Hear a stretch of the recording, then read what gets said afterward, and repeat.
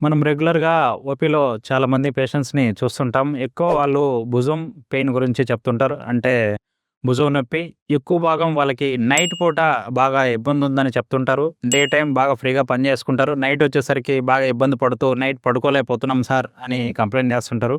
ఇలాంటి పెయిన్ మెయిన్‌గా మనం ఈ కండిషన్ ఏంటంటే ఎక్కువ డయాబెటిక్స్‌లో చూస్తుంటాం ఎక్కువ మందిలో.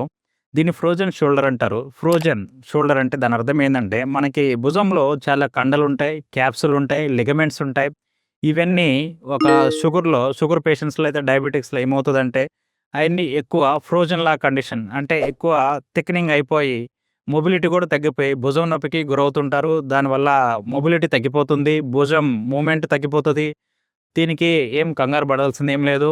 మీ డాక్టర్‌ని కరెక్ట్ టైంలో సంప్రదించి దానికి తగ్గట్టు ట్రీట్మెంట్ ఉంటది. ఇంజెక్షన్స్ ఉంటాయి, మెడికేషన్స్ ఉంటాయి, ఫిజియోథెరపీ ఉంటది. అవసరం అనుకుంటే ఇంకో కండిషన్స్ అనస్థీషియా ఇచ్చి కూడా మనం మొబిలిటీ ఇంక్రీజ్ చేయొచ్చు. ఆర్థోస్కోపిక్ రిలీజెస్ అంటారు. దాన్ని కూడా మనం సర్జరీ పరంగా కూడా క్యూర్ చేయొచ్చు. It is curable. దానికి ఇబ్బంది పడాల్సిందేం లేదు. కంగారు పడాల్సిందేం లేదు.